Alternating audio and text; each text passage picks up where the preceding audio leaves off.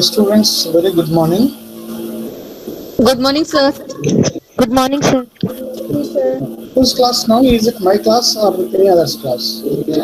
Yours only, sir. Sir, this is your class only, sir. Yeah. Is it paper 3 or paper 1? Paper 3, I think, right? Paper 3. Paper 3, sir. So do we have today 2 classes or only 1 class? Today 2 classes, I think.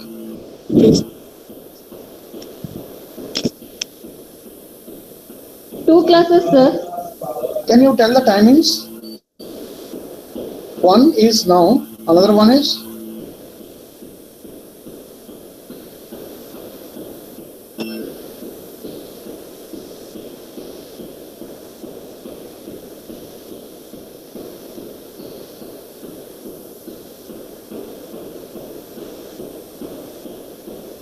Leventon, I have the class. Again, when will I have the class to you?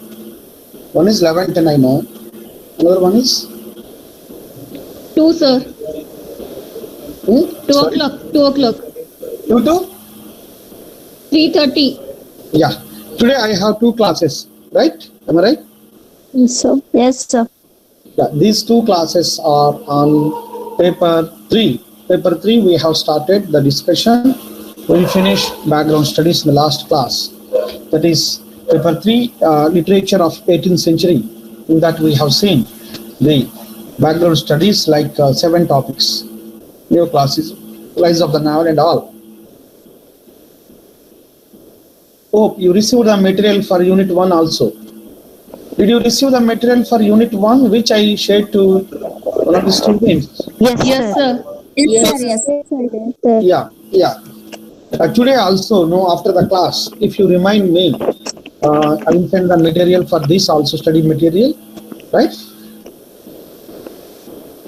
Yes, sir.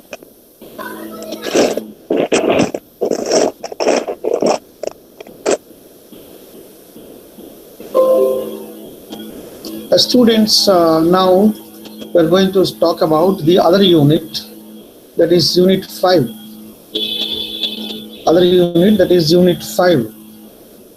In this unit, we have 3 topics. Are you able to see at the screen? Yes, sir. Yes, sir. Yes, sir. Yes. Unit 5, prose. Yes, we will see unit 5, prose. In this lesson number 22, 23 and 24. In the last class we have seen an overview of the Samuel Johnson's preface to Shakespeare. Preface to Shakespeare.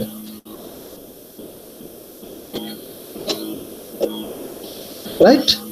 Today we have the discussion from the periodical essay in the 18th century. Take down the notebook and a pen.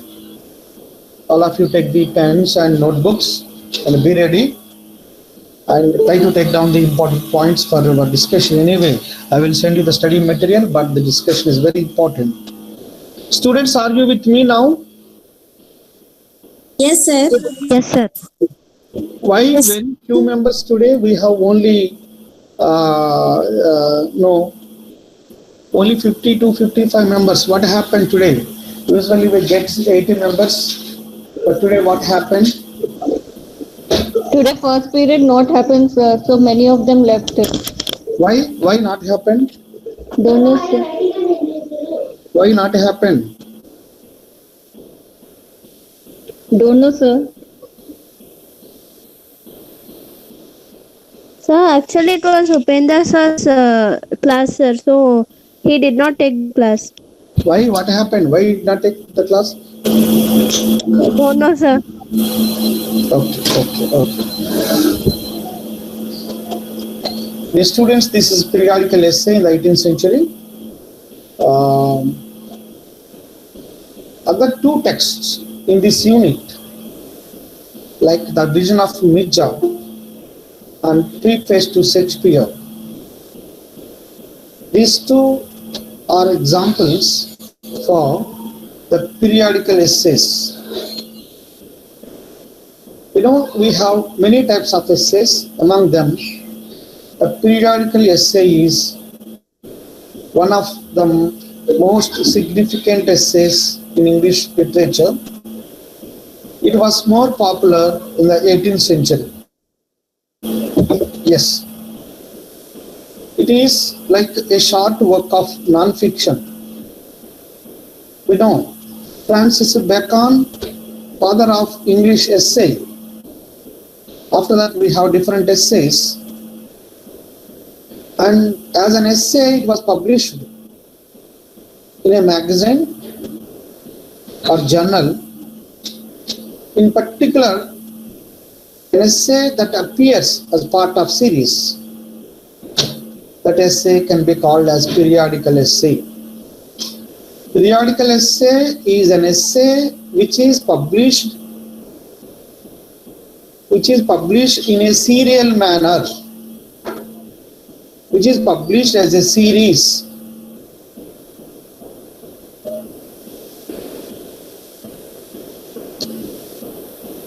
That is called the periodical essay. The 18th century was known for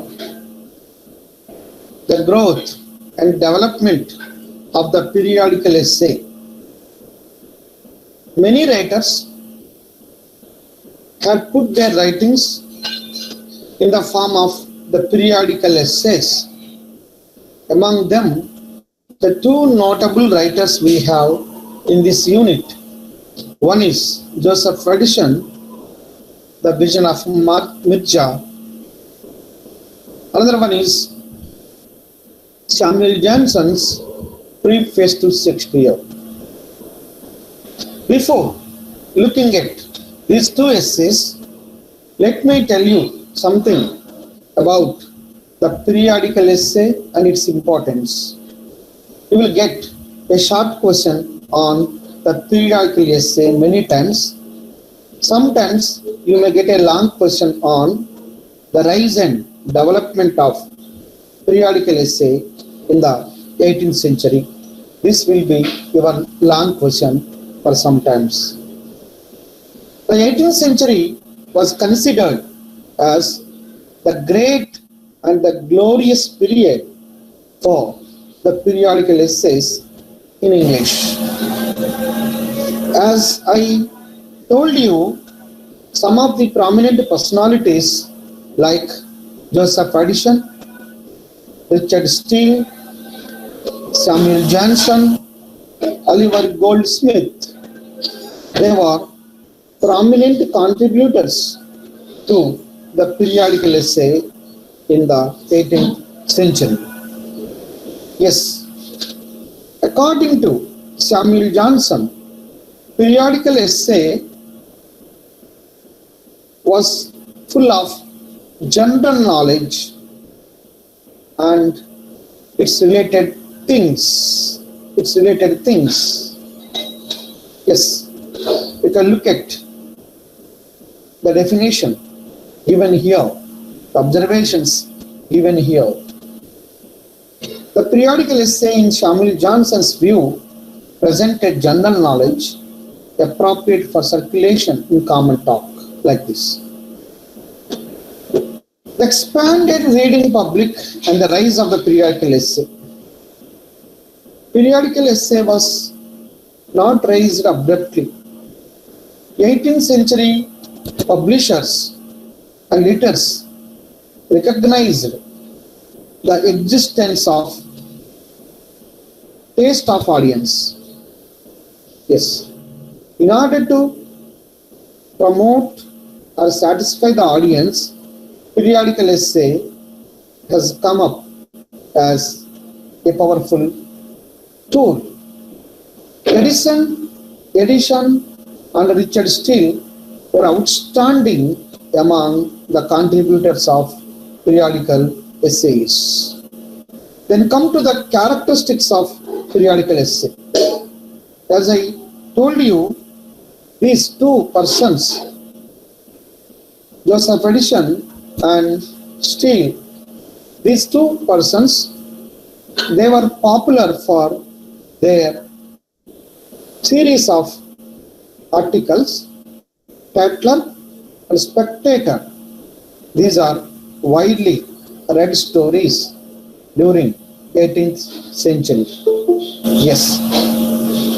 Many characteristics of these two papers: the fictitious nominal proprietor, the group of fictitious contributors who offer advice and observations for this writing,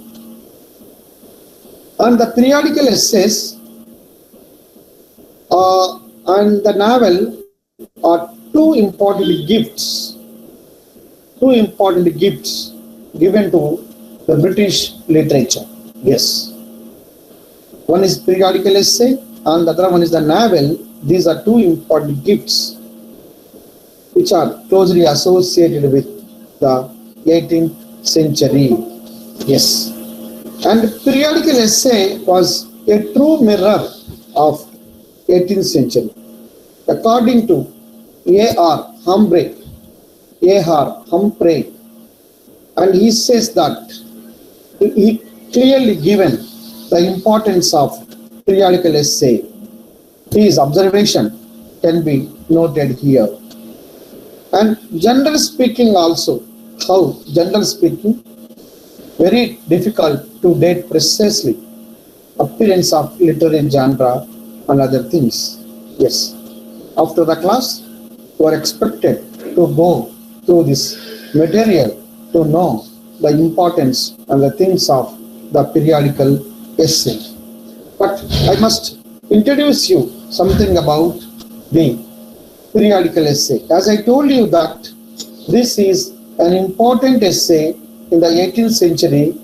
George Sherman and others gave a lot of important things about this.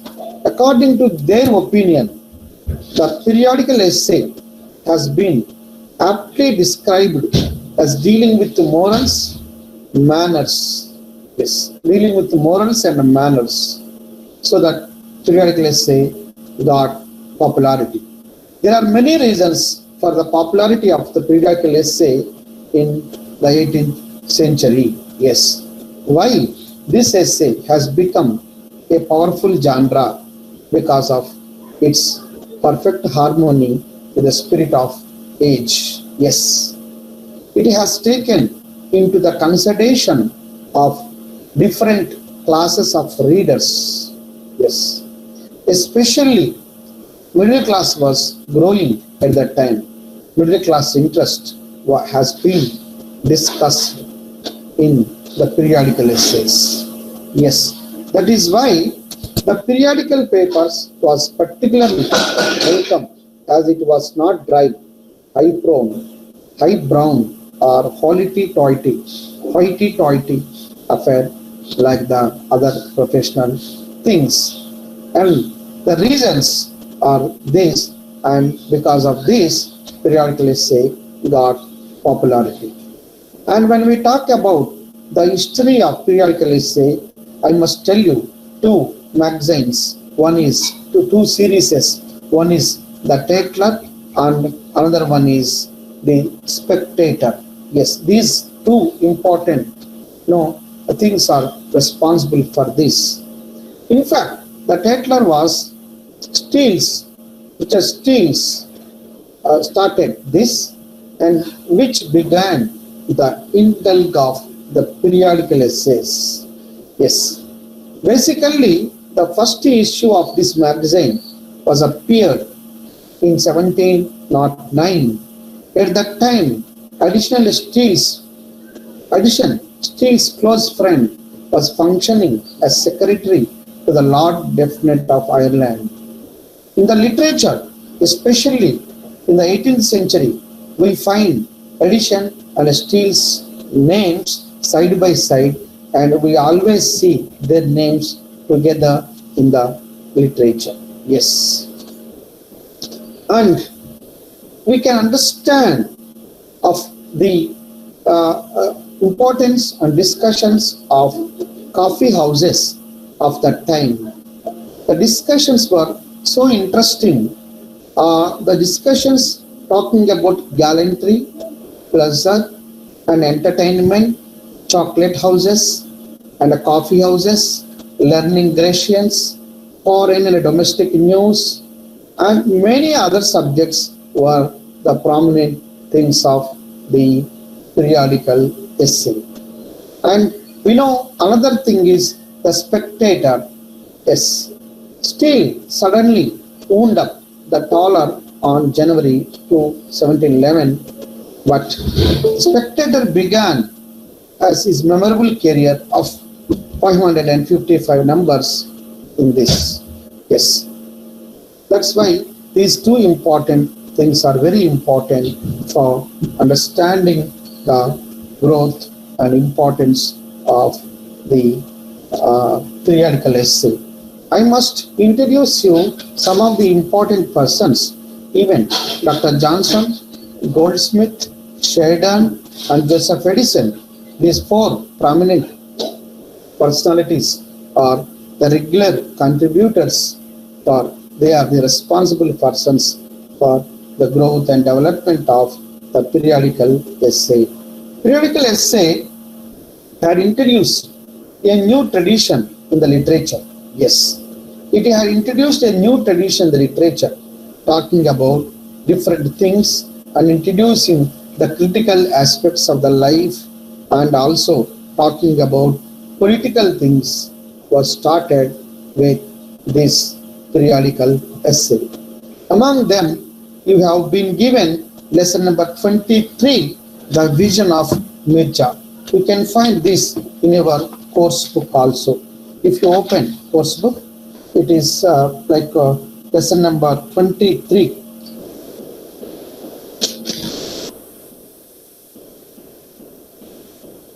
$167. Do you have textbooks with you now? Yes, sir. Students, you have the textbook? Yes, sir. Yes, sir, yes.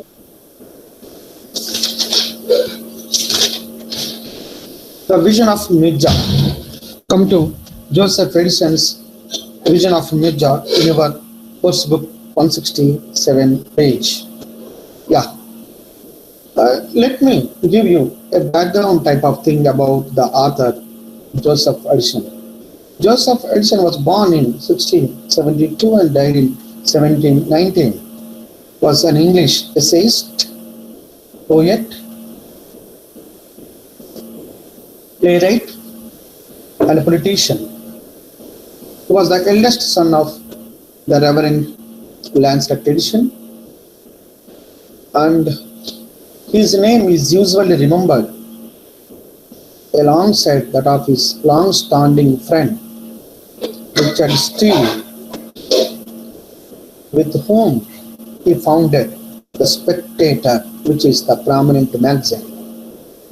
That is why in the literature, Joseph Edison and Richard Steele, both the names were connected, and we find these names together. Whenever we talk about Joseph Edison, we also see the name of Richard Steele.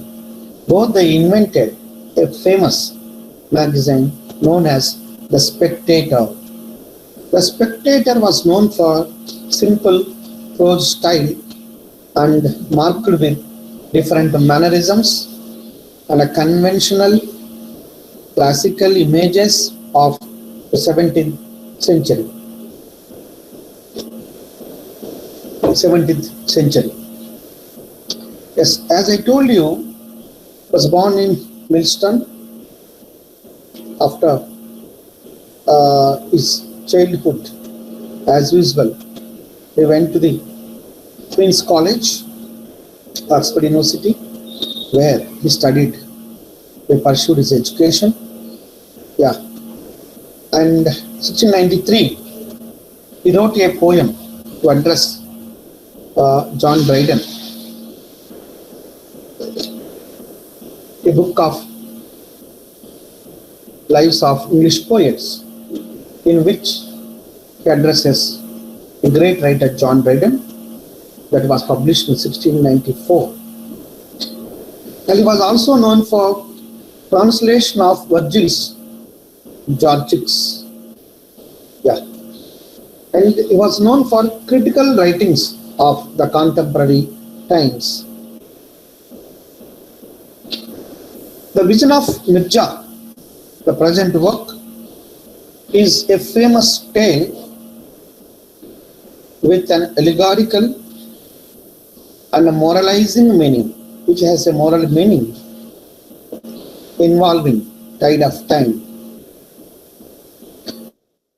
Many other names like Bridge of Life, Valley of Mystery, the Vision of Mirza is known for this thing. The Vision of Mirza is noted for the writer's imaginative perspective and also narrative sides. It became inspiration. Yes, it became inspiration regarding the later imitations of Spencer. Yes. When we talk about Joseph Addison's, we always remember the Spectator magazine. Yes. How we remember the Spectator magazine, similarly, is another two important works like the Vision of Mirza and A Pilgrim's Progress are considered the best and the finest allegorical examples in English literature. Now we will look at the introduction to the short story Vision of Mirza, then we will see the summary, then we will see other aspects of the short story. If you look at the page number 167, the Vision of Mirza is an essay, begins with Mirza being at Grand Cairo on the 5th day of the moon, which he always kept holy, ascended the high hills of Baghdad to meditate and pray. Mirza has a dialogue with one in the habit of shepherd who appeared to him and falling into a trance, beheld a vision of human life. First he saw a prodigious tide of water rolling through a valley with a thick mist at each end. This was the river of time. Over the river was a bridge of 1,000 arches, but only 70 were unbroken. By these men were crossing the edges, representing the number of years the traveler lived before he tumbled into the river. Lastly, he saw the happy valley, but when he asked to see the secrets hidden under the dark clouds on the other side, the vision was blinded, and he only beheld the valley of Baghdad with its oxen, sheep, and the camels grazing on its side. Yes, it's a beautiful allegory. With this, we can see how the vision, we know about the vision. Vision and a mission are two important things. One is, vision is something imaginative, mission is something which is practical. Vision is long and takes a lot of time to get it, when mission is an implementational tool which pushes the plan. Here, the central character, the Mirza, talks about her beautiful images, the way he looks at the moon on the 5th day of the moon, how he was trying to compare the things from soul to moon. Meditation plays an important role in Mirza's vision. Yes. Vision of human life. The vision of Mirza is nothing but vision of human life. Yes. And when he looks at the rolling water through a valley, thick mist and each end of the river time over the river and the tides and all talks about the up and downs of the human life. In that way, the vision of Mirza was related to the human behavior and attitude and the way of understanding of the human life. Summary of vision of Mirza. Look at page number 168. The vision of Mirza is an essay. Begins with how Mirza had heard the people passing by the side of certain hill were reported to have heard divine music, which they said was played by a genius who lived on that hill. One day he was happened to listen to the music, and it was reported that the music was in fact not the music of the common man, it was the music of the non-human things like divine music. That divine music might come from the hills. Mirza could see this genius face to face when he was saying to himself, he was trying to console, he was saying to himself, human life was nothing but a shadow and a dream. The genius directed Mirza to look in the east. Because of this thing, and try to look at the east, the eastern style, the lifestyle, the different outlook here. The speaker in the essay, the vision of Mirza, is having a conversation. Can you make it underline? Yes, if you have pen, you can do underline of these lines. The speaker in the essay, the vision of Mirza, is having a conversation with a genius man who was playing a musical instrument up the mountain. His music was so sweet that the speaker was attracted to it and went to see the player of that instrument. When the speaker sees him, the genius man told him to sit in a top of high rock. The genius tells the speaker to tell him what this is. And the speaker answered that he sees a valley with a tide of water. The genius man tells him what is the meaning of valley and tide of water. The valley he saw is the valley of misery. Underline. The genius man tells him that what is the meaning of valley. The valley he saw is the valley of misery, while the tide of water is part of a great tide of eternity. Valley is misery and tide is water.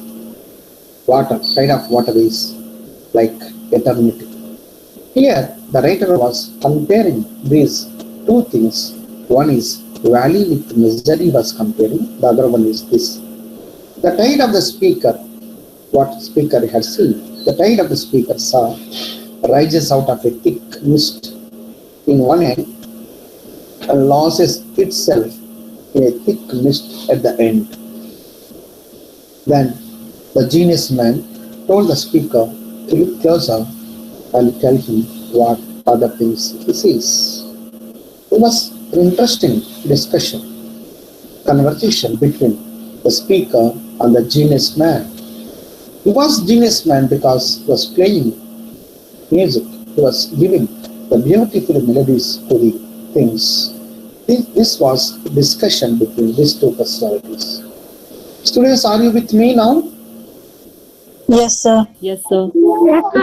Yes, sir. Yes? Can you read it out? Any one of you? Can you read it out? The second paragraph. Mirza saw a whale and a bridge passing across some part of it. The genius explained that the valley was the That is vale of over. misery. That is over. Second paragraph. Under summary, second paragraph. Mirza saw a whale and a bridge passing across. Yeah, that's what I'm reading, sir. That's what I'm Okay. seeing. Okay. Mirza saw a whale and a bridge passing across some part of it. The genius explained that the valley was the vale of misery and the bridge with its 70 or so spans intact represented human life. Under the bridge, Yes. extending The far spans into the... represented human life. The valley was the vale of misery and the bridge. The images that were used, we have to identify these images. Yes, continue. Under the bridge, extending far into the distance, there was a sea which he explained to be the sea of eternity. the sea was sea of eternity. Images. You have to identify the images. When you write the story, you have to look at these images. Yes. The spans of the bridge represented the probable duration of human life on earth. The bridge which stands for human The life. span of the bridge is human life on the earth. We know. We do not know when we come, when we go. That bridge span is that compared to the span of human life. That is why it was a philosophical discussion between the genius man and the speaker. Yes, please. The bridge which stands for human life had many trap doors which opened as soon as one stepped on them. And then one would fall down and be swallowed by the sea below. Many people fell into the trapdoors while they were still in the pursuit of the worldly vanities. They died just when it appeared to them that they were about to achieve their ambition. Yes, what a wonderful things he was talking about really. And the bridge which stands for human life, it had many trapdoors which opened as soon as one stepped on them. Really, we do not know. We, ordinary human beings, we always try to give the things for divine things like physical pleasures and all. The writer was talking about the inner versus outer things of life, the soul versus physical things of life. Yes, next. The speaker saw a bridge used by the people to cross the tide of water, and the genius man explained that the bridge he saw is the human life. That bridge was once so strong, but when a great flood hit it, the bridge became weak. Now the people crossing it are experiencing a hard time to prevent the fragile parts of the bridge. Most of the people fall down the bridge and are drowned in the tide of water. Mirza could see that many people were falling from the bridge. Sir, the print is not clear here. See below. He could see on looking more closely that there were many hidden trapdoors on the bridge. There were also some people with either swords or pistols in their hand that were pushing doors into pitfalls that otherwise lay quite clear of their path. Some people were pushed into the sea by people carrying swords. These represented the deaths caused in wars and by the treatment of quacks. There were more such traps in the beginning towards the end of the bridge. Only a small number of people is able to cross that bridge safely.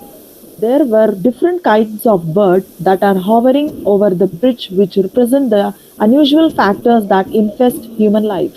On the bridge were also some birds hovering which were of various types, which the genius explained to be the various passions to which the mind of man is subject.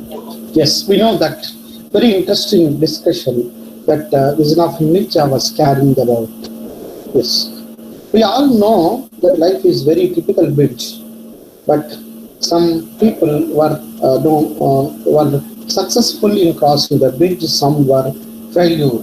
And even the things like, some of them want to have more luxurious things, want to reach the life, want to chase the life with luxurious things, and some of them give importance to understanding of oneself. Really, life is, as we discussed, life is a test, a question paper, and it is a different question paper to all the people. Some of them can understand the life better and they can cross the bridge safely, and their we can reach eternity, the stage of eternity. Some of them, by imitating others, they were not so successful in the life. Life is difficult exam where in which one answer cannot be similar to another answer. Everyone gets the difficult question paper. You are not supposed to imitate or copy the answers from others. Even based on your understanding of the things you have to go. Like animals, like human beings, different animals, different things, different living beings are there in the universe. And they come to the earth and they go to the heaven and after passing this. But only human beings, because of their narrow things and because of their preoccupying notions, they were really facing difficulties in order to catch, in order to reach the ultimate essence of the life. Through this short story, he was trying to catch our concentration about the truth of the life. Next, please, Mirza. Mirza was immeasurably saddened by what he saw, for many people were falling into the traps in the midst of their merrymaking. The genius noticed this and, in order to restore Mirza's faith in life, showed him the isles of the blessed. Seeing this, Mirza said, the genius asked him to look in the midst of the thick mist into which the tide appeared to carry those who were falling into the sea below. Mirza found that he could see clearly into one half of the mist. There were many kinds of islands, and people whom the genius explained to be the virtuous were enjoying themselves in the midst of heavenly surroundings. The genius asked Mirza whether life was not worth living, which promised a heavenly existence like this, if it was lived rightly and virtuously. Mirza wanted to put a question to the genius when he found that both the genius and the vision had disappeared.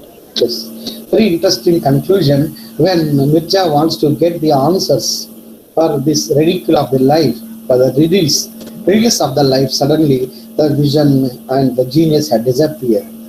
And why the people were moving around the physical things, why the people were failing in this crossing the bridges of the life. The people who are virtuous, who are doing good things, who are good at the life, who are committed to the right and noble causes, they reach the heavenly life. They see the heavenly life. The people who are crooked and who want to have a certain kind of things, who want to have certain kind of hypocritic things, and they may not see they may not taste the essence of the life.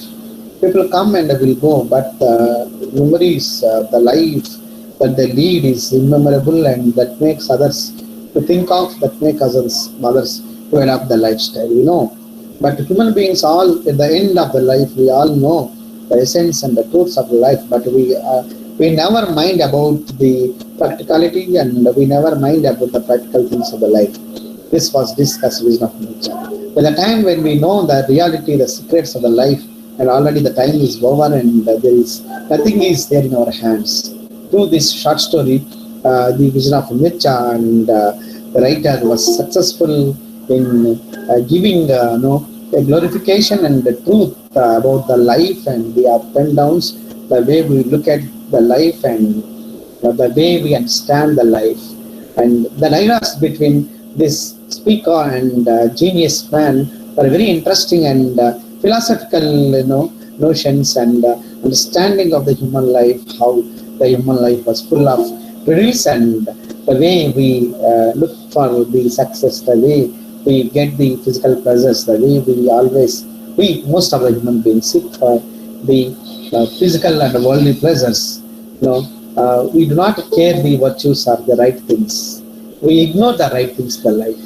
When we ignore the right things, when we ignore the virtues in the life, undoubtedly we do not touch the heaven, and we do not go to the heaven and all. This was the beautiful commentary and essence of through this short story, and the vision of Mirza is presenting, and really interesting, and looking back at the philosophical understanding of the human life, how the problems, even you students of MA English, you feel that MA English is difficult, or after a lot of things, and I came to MA English, why only I break why only I should break my head because of this course and all.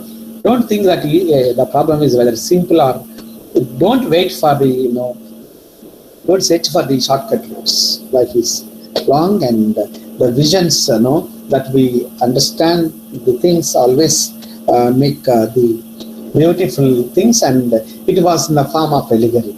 The short story was in the form of allegory because we have taken a lot of symbols and images.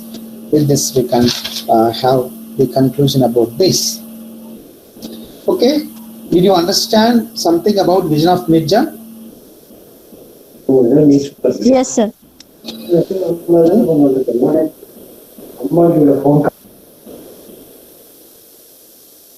Okay, can you come to the conclusion?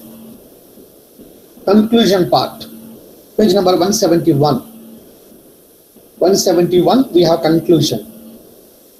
Any one of you, Geetika. Geetika is here now? Geetika or Pooja Reddy? Yes, sir. Yes, please read it out. Conclusion part. Edison is one of the masters of English prose and one of the greatest prose stylists. His style is clear, lucid as well as natural. There is humor, wit, gentle satire and delicate irony. He succeeded in... What, Geetika, not taken breakfast? Not take breakfast, you have not taken breakfast? Look at the second paragraph. The vision of Mirza is one of the best remembered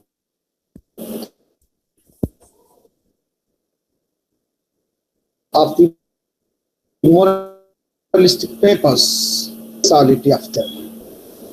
He adopted allegory as means of throwing his ideas vividly before his readers, as in case of the vision of Mirza.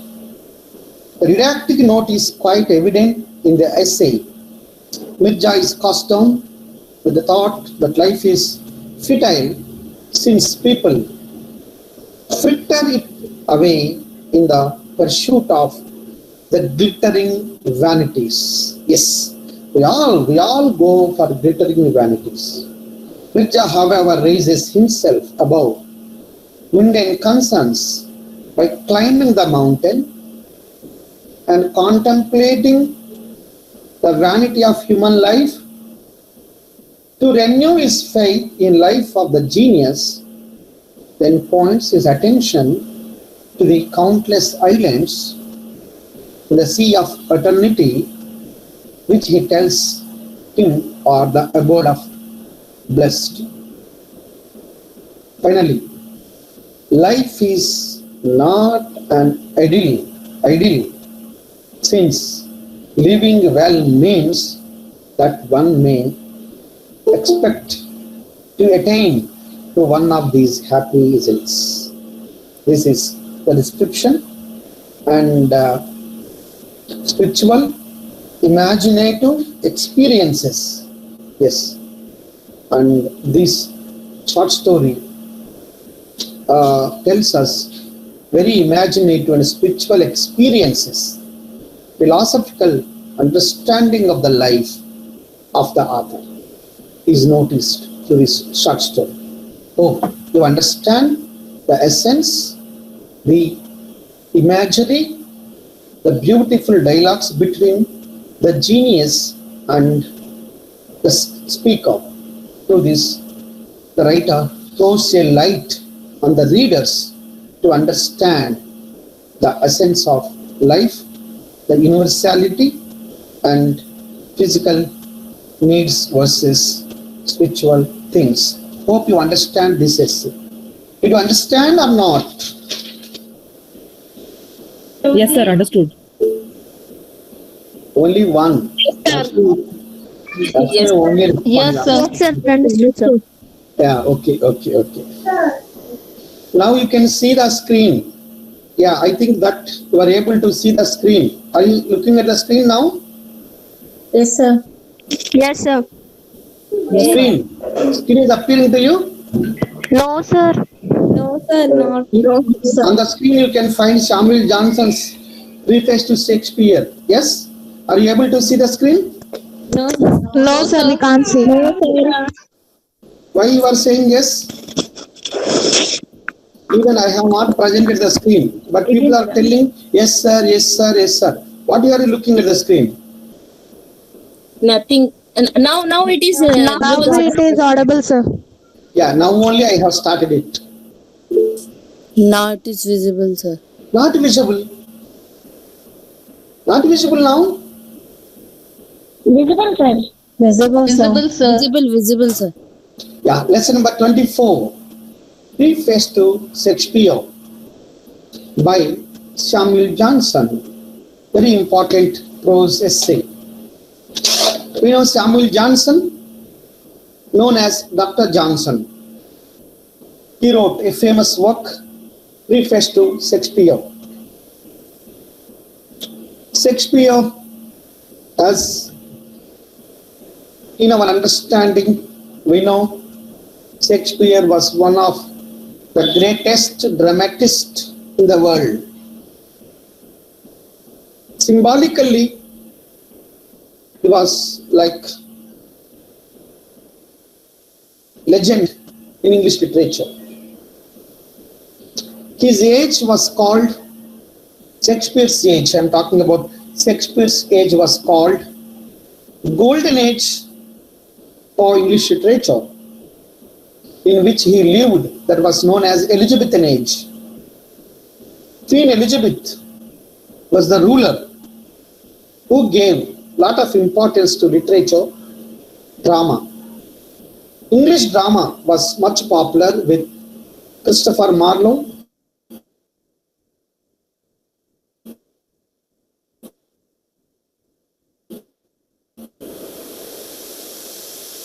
when Johnson tries to attempt to look at the merits and demerits of Shakespearean works.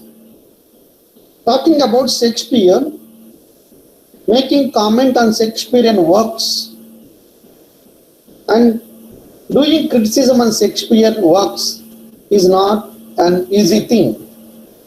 Samuel Johnson made an attempt to look at the Shakespearean works. Yes, my dear students, in this you may find the merits and the demerits of Shakespearean works in opinion of Samuel Johnson. Okay? Are you understanding? Yes, sir. Yes, sir. Yes, sir. Yes, Are you sir. understanding? Yes? Yes, sir. Yes, sir. Samuel Johnson was one of the greatest writers of 18th century. He was known for English dictionary. The first English dictionary was invented by Samuel Johnson in 1755. That is why Dr. Johnson was much popular as lexicographer. Lexicographer is one who compiles the dictionaries. Dr. Johnson compiled the dictionary in the year 1755. Students, are you with me? Yes, sir. Yes, sir. Yes, sir. Are you able to see the screen now? Yes, sir. Yes, Yes, sir. Yes, sir. Yes, sir. Standing or feeling bored or getting bored? No, sir. No, sir. No, sir. No, sir. It's very nice. Is it interesting or am I giving you trouble? No, sir. It is interesting. It is interesting, sir. It is Good. interesting, sir.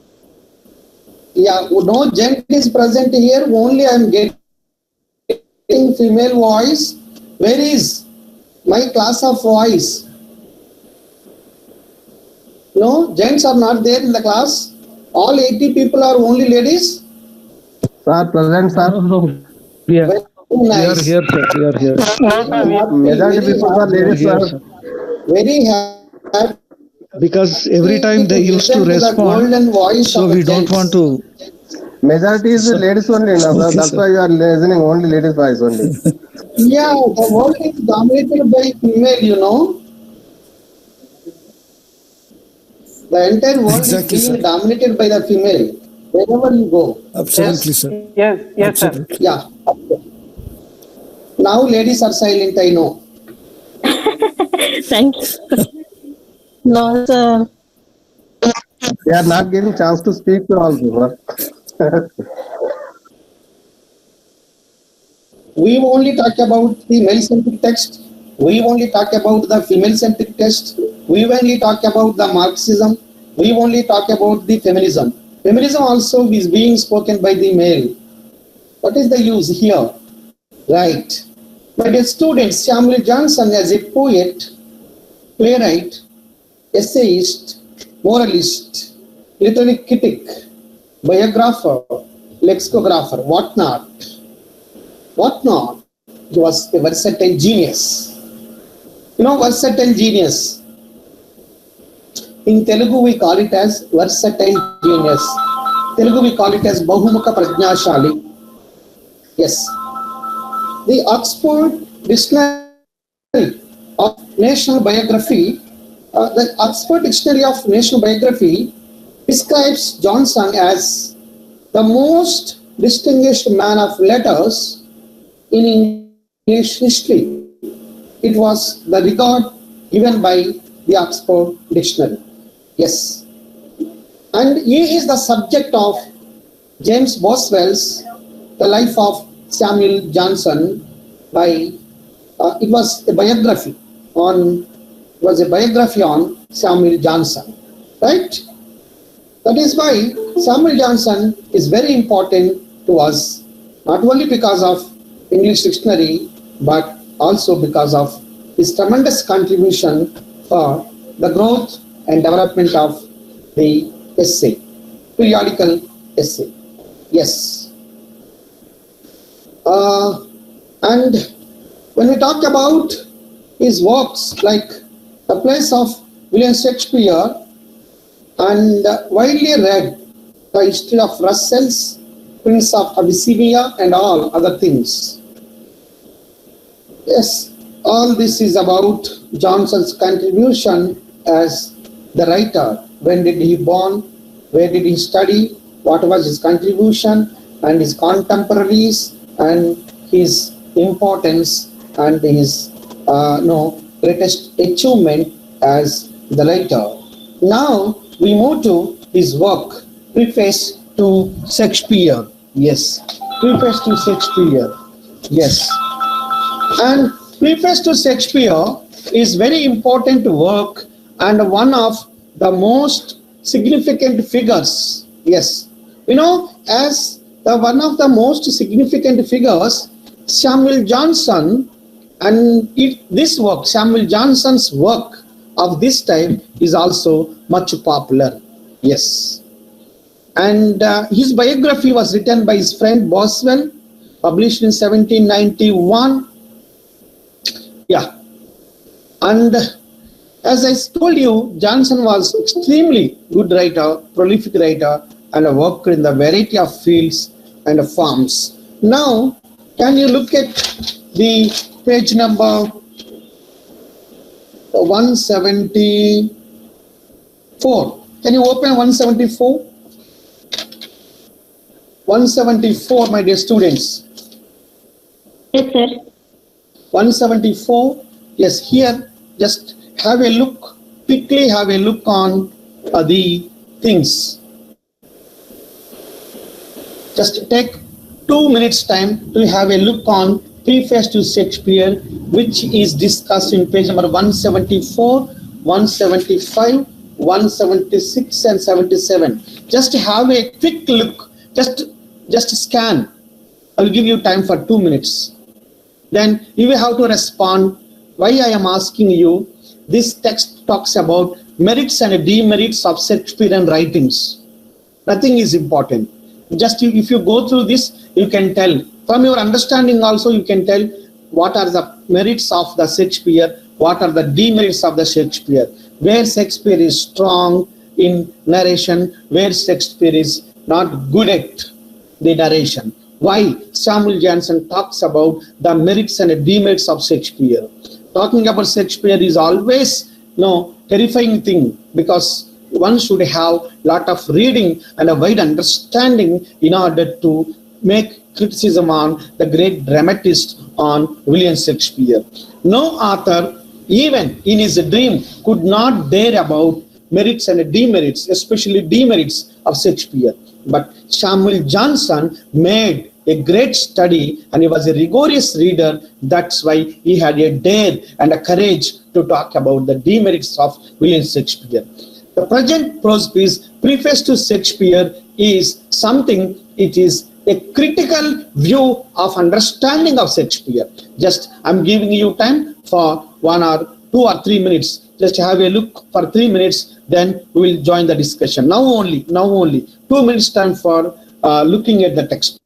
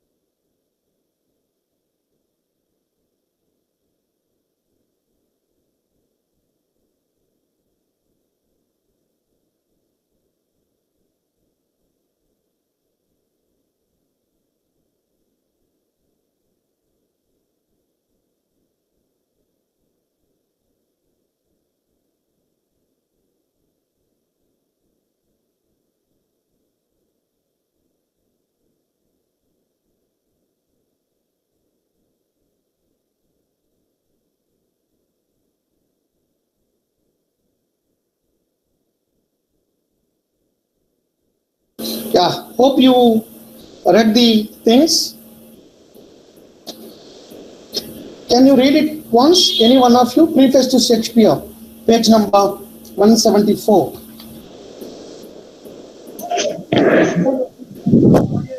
Samuel Johnson's preface to the plays of William Shakespeare has long been considered a classic document of English Please underline literary. classic document of English literary criticism.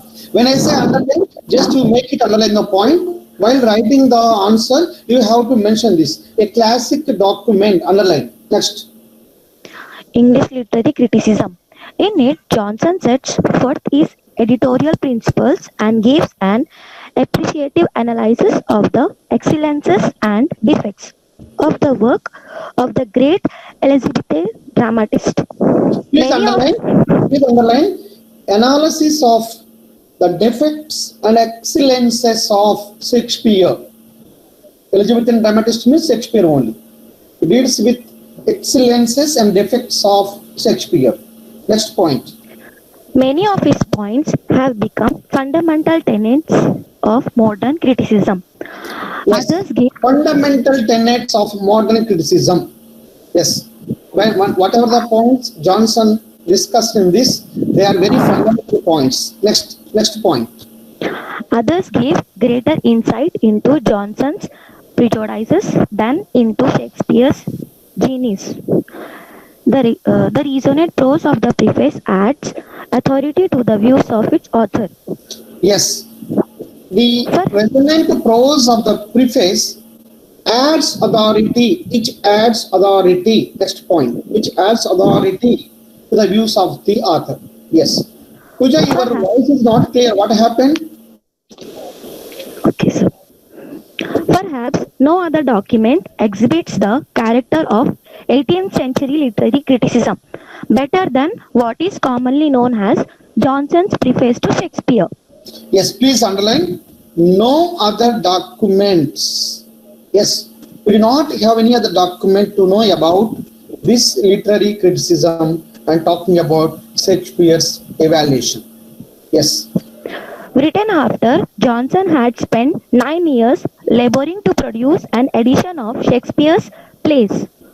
The preface to Shakespeare is characterized by sweeping generalization about the dramatist's work and by stunning pronouncements. He had spent 9 years. Johnson has spent 9 years. Underline, had spent 9 years laboring to produce this edition. Yes, then. Pronouncements about its merits. Judgments that elevated Shakespeare to the top spot, underline, top spot of European writers of any century. Make it underline, very important point. Next. At times, Johnson displays the tendency of his contemporaries to fault Shakespeare for his propensity for wordplay and for ignoring the demands for poetic justice in his plays. Yes, wordplay. Propensity for wordplay, underline. Poetic justice is underlined. These are the two qualities which Johnson had taken as the tools to look into the genealogy, to look into the intellectuality of Shakespeare. Right. Readers of subsequent generations have found these criticisms to reflect the inadequacies of the critic more than they do those of the dramatist. What sets Johnson's work apart from that of his contemporaries, however, is the immense learning that lies beneath so many of his judgments. He consistently displays his familiarity with the text, and his generalizations are rooted in specific passages from the dramas. Generalizations are rooted in the specific passages of Shakespearean dramas. Next. Further, Johnson is the first among the great Shakespeare critics to stress the playwright's sound understanding very important. Underline, Johnson is the first man who knows the human understanding of Shakespeare. Yes. Understanding of human nature. Johnson's focus on character analysis initiated a critical trend that would be dominant in Shakespeare's criticism. In fact, all dramatic criticism for more than a century, and would lead to the great work of critics such as Samuel Taylor. Works such as Coleridge, Lamb, A.C. Bradley. These are the great works, and it can be compared to the great works of that. Any one of you? Next one. Next. Yes. The next one. The significance of Shakespeare, yes, however, goes beyond its contributions to Shakespeare's scholarship. First, it is the most significant practical application of a critical principle that practical application of critical principle. Yes, this made this work unique. Next, continue. That Johnson espoused consistently and that has become a staple of the practice since comparison. His systematic attempt to measure Shakespeare against others, both classical and contemporary, became Shakespeare against others in the classical and a contemporary way. In the classical way and a contemporary way. This is also a tool which Johnson has used to know the greatness of Shakespeare. Second, the preface to Shakespeare exemplifies Johnson's belief that good criticism can be produced only after good scholarship has been practiced. Very, very, very important. Good criticism can be produced after good scholarship has been practiced. If you produce good scholarship, then only you will be a good critic.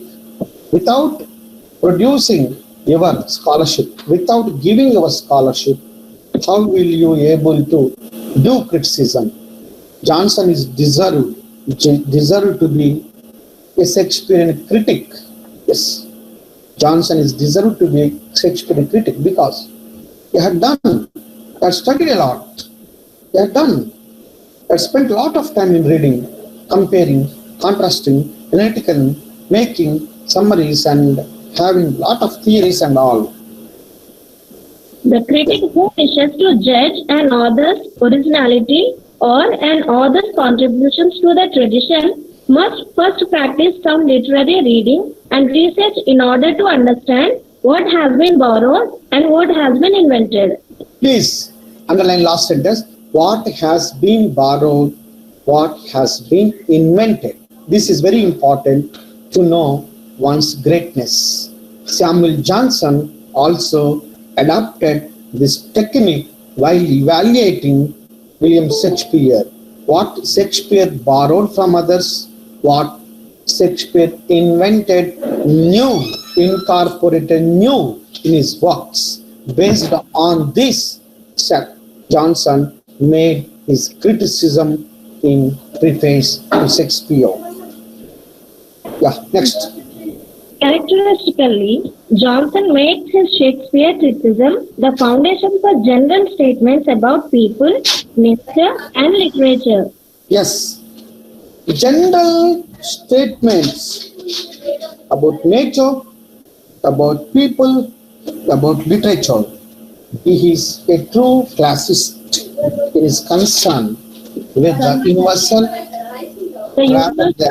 other than with the particular, the highest praise he can bestow upon Shakespeare is to say that his plays are just representations of general nature. Yes. That he has relied upon his knowledge of human nature rather than on wiser effects for his success. Yes. The dramatist has relied upon knowledge of human nature, bizarre effects for his success, and also talking about just representation of general nature. Yes. Then next point. The pleasures of sound wonder are soon exhausted, and the mind can only repose on the stability of truth. Johnson concludes. Mind can only repose on the stability of the truth. Yes. It is for this reason that Shakespeare has outlived his century and reached the point at which his works can be judged solely on their own merits, without the interference of personal interests and prejudices that make criticism of one's contemporaries difficult. Next here is universality. Johnson's views on universality and Johnson's views on merits and demerits of Shakespeare, and Johnson's views on realism and how realism, the treatment of realism in Shakespeare works, and finally mingling of tragedy and a comedy and its merits and demerits. And also he talks about plot construction, how Shakespeare's plot construction were and what were the difficult and interesting things in the Shakespearean plots in his tragedies. And also three unities, the basic three unities of any drama: unity of time, unity of place, and unity of action were observed. Now we will look at merits and demerits of Shakespeare. Before that, we will see universality, the theme of universality according to Samuel Johnson in Shakespearean works. Any one of you. Johnson feels that the readers of his time can often understand the universality of Shakespeare's vision better than the audiences of Elizabethan England could, for the intervening centuries have freed the place of their tropicality. The characters in the plays are not limited by time or nationality. They are rather the genuine progeny of common humanity, such as the world will always supply and observation will always find. Please underline the entire sentence. The genuine progeny of common humanity, such as the world will always supply and observations will always find.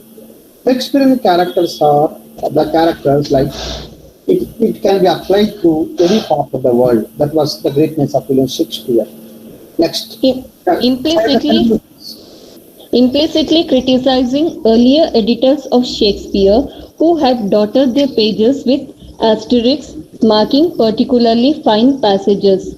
Johnson contends that the greatness of the plays lies primarily in their total effect, in the naturalness of the action, the dialogue, and the characterization. The dialogue and the characterization always appeal to universality. Yes, all Shakespearean things apply to universality and universal things. Now, merits and demerits of Shakespeare. Continue, Shailaja, continue. Shakespeare is such a poet and dramatist of the world who has been edited and criticized by hundreds of editors and critics. Dr. Samuel Johnson is one of them.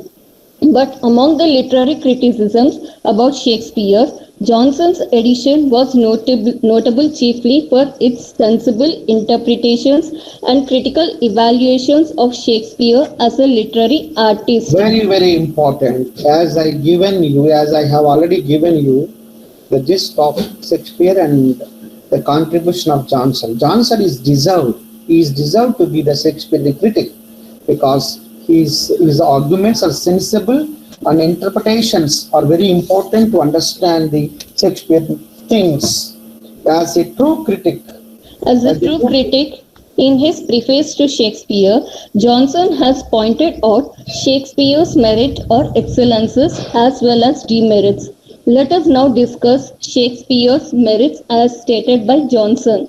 Yes, now underline Shakespeare merits. One by one. First merit, Shakespearean greatness lies in the fact that he is the great poet of nature. Johnson underline says. A poet of nature. Next, second point.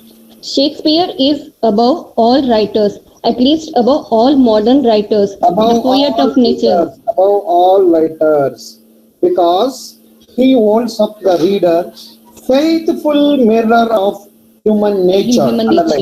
He was a faithful mirror of human nature. He is above all the writers, all the times, above all the things of the literature. Third merit. His writings represent the general nature because he knows nothing can please many and please long, but just representations of general nature. Representations of general nature. Yes, general nature and its representations can be seen in this. Yes. Therefore, his characters are the genuine progeny of common humanity. In the writing of the other poets, a character is too often an individual. In those of Shakespeare, it is commonly a species. Thus, Johnson indicates the universal aspects of Shakespeare's writings. Please underline universal aspects of Shakespearean writings. This is another positive or merit of this. Next, Shakespeare dialogue is often so evidently determined by the incident which produces it and pursued with so many ease and simplicity that it seems scarcely to claim the merit of fiction but to have been gleaned by diligent selection out of common conversation and common occurrences. Yes, these dialogues, Shakespearean dialogues are very important. It's also merit. Then realism. Shakespeare treatments of love. Yes. Proves his adherence to realism. Dramatists in general give an excessive importance to the theme of love. But to Shakespeare, love is only one of many passions. According to Shakespeare, what is love? According to Shakespeare, love is only one of many passions and it has no great influence upon the sum, S-U-M, sum of life. Yes, it is his opinion. Yeah. In Shakespeare's Macbeth, King Lear, Julius Caesar, love interest hardly has any place. Yes, love interest hardly has any place in all his tragedies, we know. Yes, Next. Johnson further comments on Shakespeare's characterization. Please underline Shakespeare's characterization. According to Johnson, the characterization in Shakespeare tragedies goes like this. Shakespeare has no heroes. His scenes are occupied only by men who act and speak as the reader thinks that he should himself have spoken or acted on the same occasion. Very, very, very important comment made by Johnson. Shakespeare has no heroes. His scenes are occupied only by men who act and speak as the reader thinks that he should himself have spoken or acted on the same occasion. In fact, Shakespeare did not introduce the heroes. Only readers, audience can understand who is the hero, who is the anti-hero in all his dramas. On the contrary, other portray their characters in such is hyperbolic. Many times we see Hamlet, Macbeth and other characters, hyperbolic or exaggerated way that the reader cannot suit them to their life underlying. Shakespeare characters are very imaginative, very extraordinary characters. Everything is comfortable to the topmost characters and protagonist in his works. It is not possible in the practical life when we talk about the characterization. And also, I can add something. Shakespeare has no right opinion on common man. Yes. No place to common man in Shakespearean works. Shakespearean dramas move around castles. Shakespearean works move around the upper sections of the society. He never talks about the common man in all his tragedies. He was much passion. He had much passion about the kings and the kingly life. He talks about kingdom. He talks about royal castles. He talks about big buildings. He talks about food that is being eaten by the great people. He never spoke about the common, the downtrodden, the suppressed people. He does not have interest on speaking problems of the grassroots level people. Yes, he does not have interest on speaking the problems of the common people.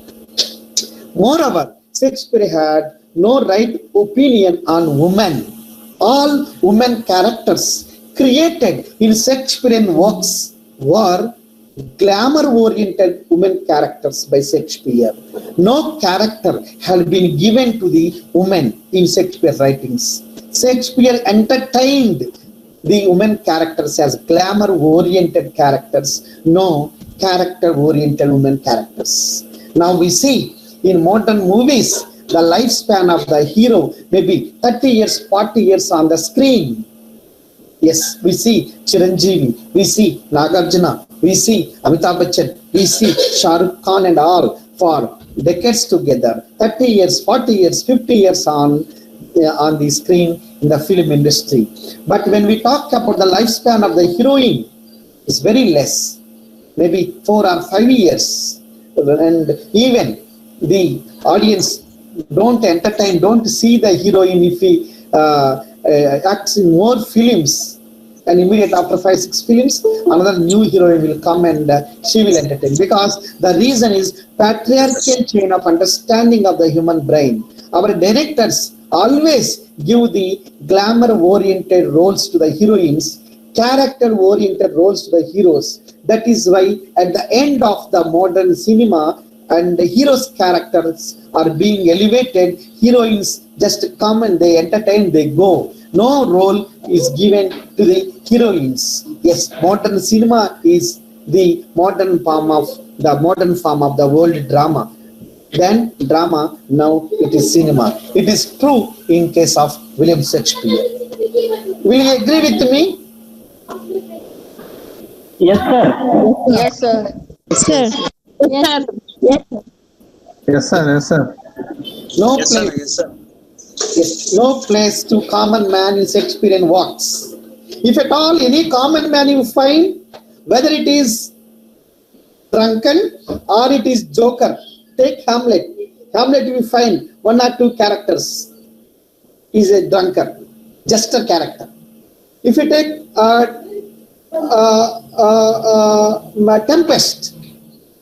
Tempest, common man, common man, trim fellow Chicano. Yes, drunken. And Macbeth, drunken porter scene. Shakespeare had no right to opinion.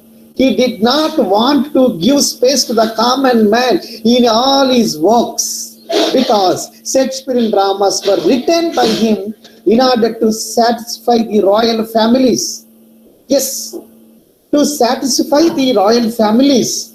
For amusement he had written dramas, not for the common readers, because his first folio was published in the year 1623, later 1624. Shakespeare died in the year 1624. Shakespeare had no intention to get them published. He wrote the dramas. Shakespeare did not write a single novel. He wrote only dramas. All the dramas were moving around the castles, about the lifestyle of the great people, about the beautiful central characters, about the warriors. He did not have the right opinion of the common man, no place to the common man. Yes, literature should reflect the society, but Shakespearean literature reflected the life of the aristocratic, sophisticated upper sections of the England society. Yes, he did not talk about the common man. Of course, the literature was not so matured in those days. That was a period of Elizabethan age. So, Elizabethan age, Queen Elizabeth was so powerful, she was able to control each and every aspect of the human life, including art, architecture, literature, and all. Will you agree with me? Yes, sir. Yes, sir. Yes, sir. Yes. Yes, sir. Yeah. Now come to page number 178. Again, merits and demerits. Can you read it out? In Sir, shall I read? Shakespeare, Dr. Samuel Johnson brings out the excellences first, then he turns to its demerits. Johnson does not consider him as a faultless dramatist. Even he takes the faults, sufficient to obscure and overwhelm any other merit.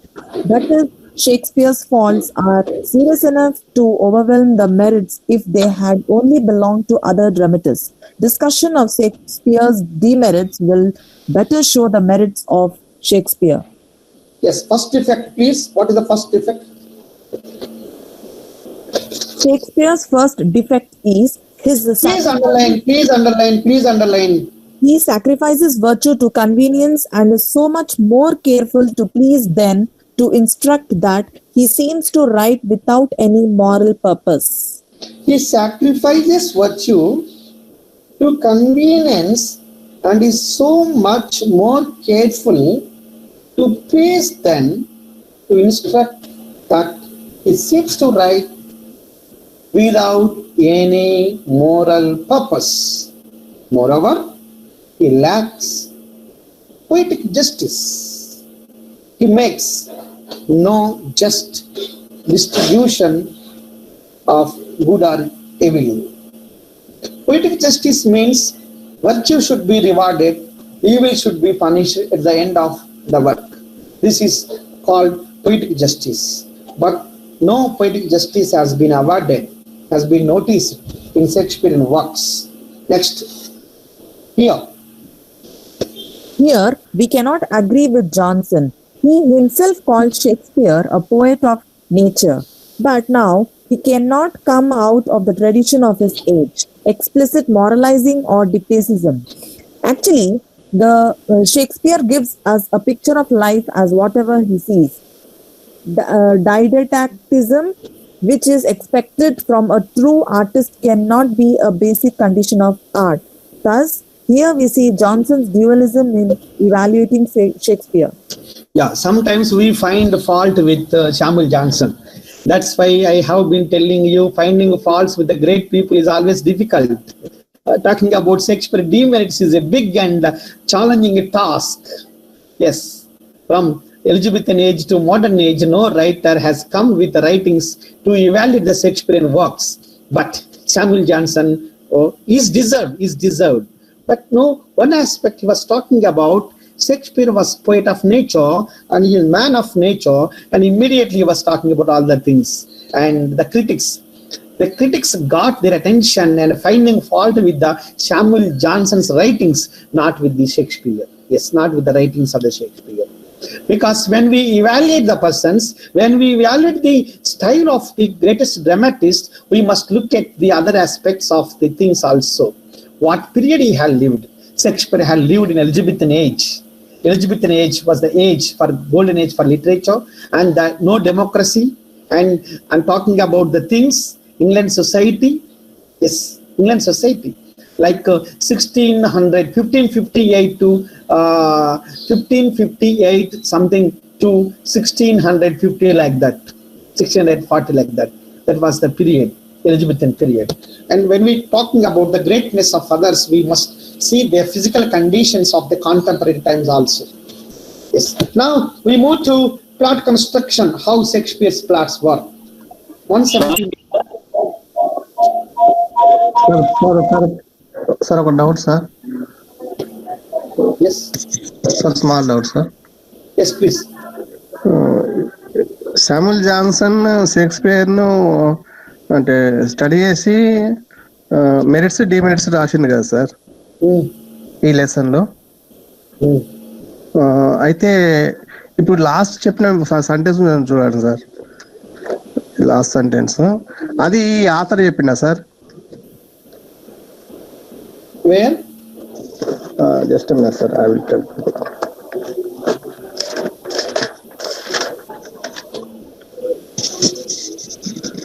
This last line, sir, in the page number 178.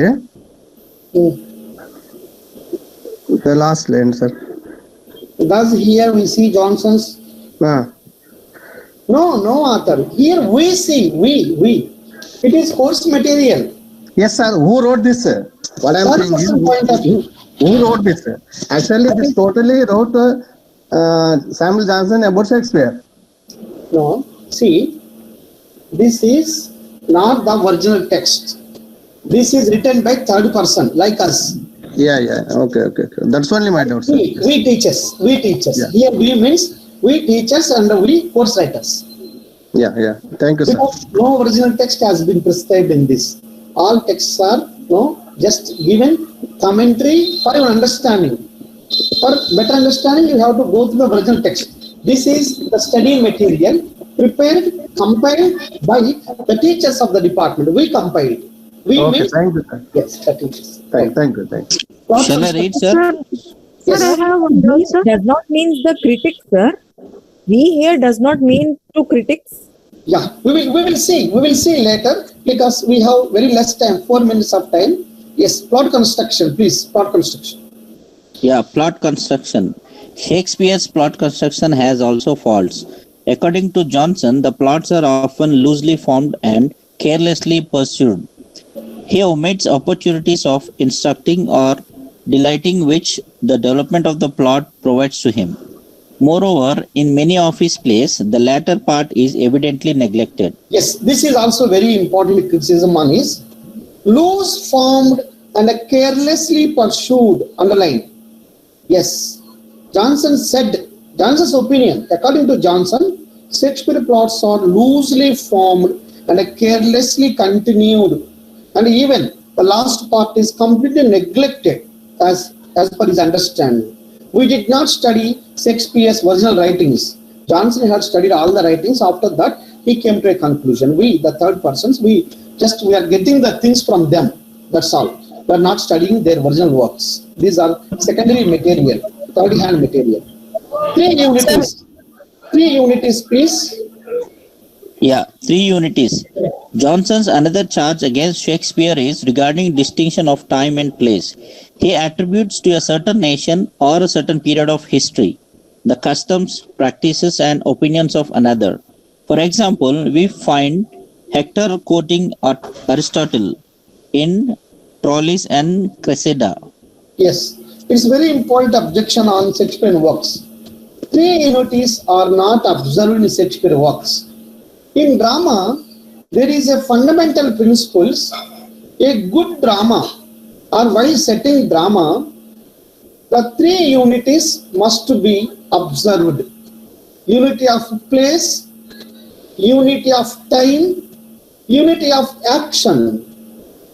Place, time and action.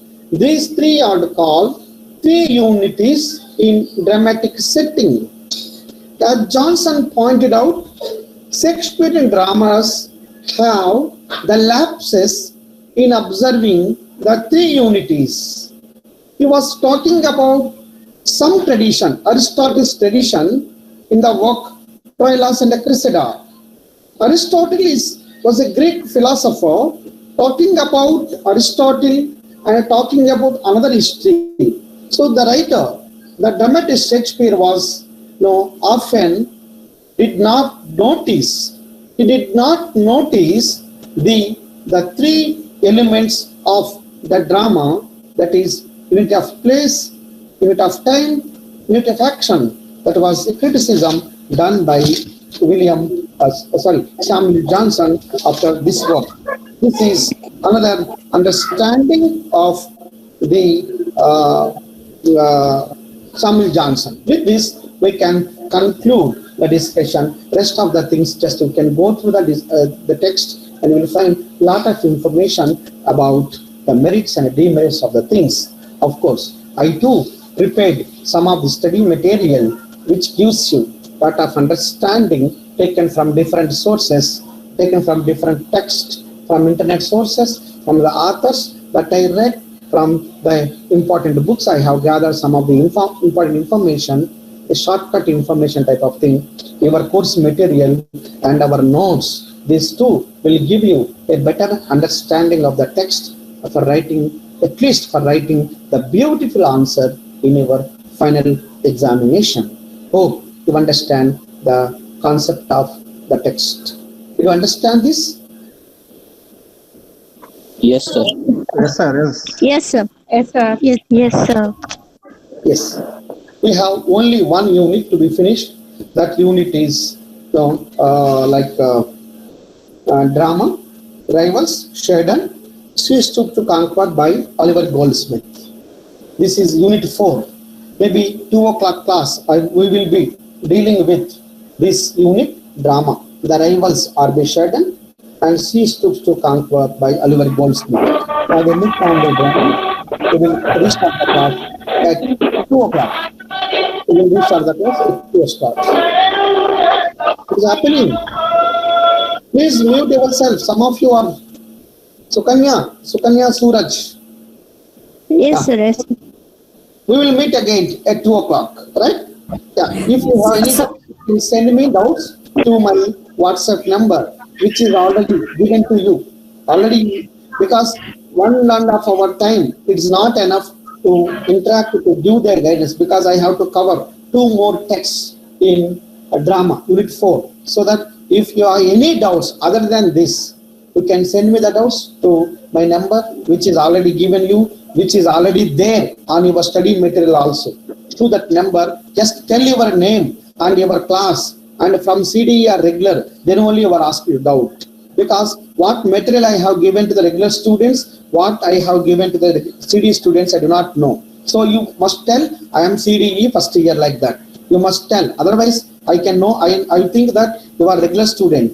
Regular student, I have given some other books and some other handouts also, because they have a lot of time and all. So that if you ask me doubt, at least that, so that it is easy to me to answer your doubt. Hope you understand this class, right? We see you later. Bye. Sir, what about paper 1, sir? What about paper 1? Paper 1, we want at least 2 classes. If you ask your coordinator or director, they will put you an extra class, 2 extra classes to you, so that we can finish. That is lengthy topic. All are theoretical understandings. I tried my level best to cover all the events, but not successful, because I do not know where I can do injustice. As far as my knowledge is concerned, I was not in a position to make you to run over the topics. Those are theoretical topics. It requires discussion. Requires. Yes. Simply, I don't want to skip the answers. That's why whatever the topics I have taken, I have made you to understand well, and I want at least 2 classes for your paper 1. On any day, you can consult your director through phone, or you can ask your coordinator, madam.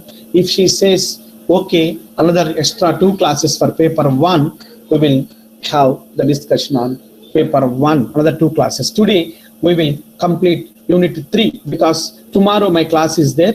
Dr. Christopher sir will be taking my class tomorrow because on some other day I have taken his class, so that he may take my class tomorrow, so that this is the last class. After lunch we will have the last class. Tomorrow's class will be taken by Dr. Christopher sir because I have taken his class earlier.